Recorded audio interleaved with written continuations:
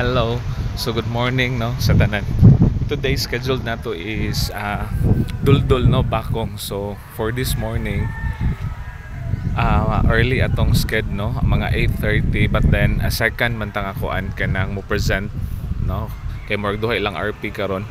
So happy lang gyapon no kay at least dugay taga may og ani but then good thing kay ano man ta second second man ta nga mo present. And hopefully dahil no praying na wala na sayo patong sked karon no kay murag ang atuon magud nga schedule for this month. Ang una is Tanhay and then ang mga vacant nato is mag-insert taglain nga mga areas no.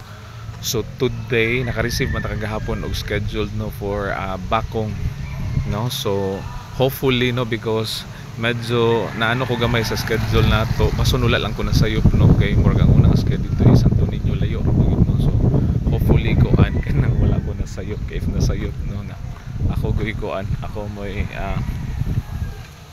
wala mo na ako andaan na arrange daan no but then okay lang no we'll try to fix after. And natadiri karon no sa may koan kanang barangay road nila ni and then katong nakita nyo kaganina no which is kani mo ni ang ilang gymnasium so many venue nato no this morning. Okay, so kita no vacant taon yang hapon. Bye bye no, God bless everyone.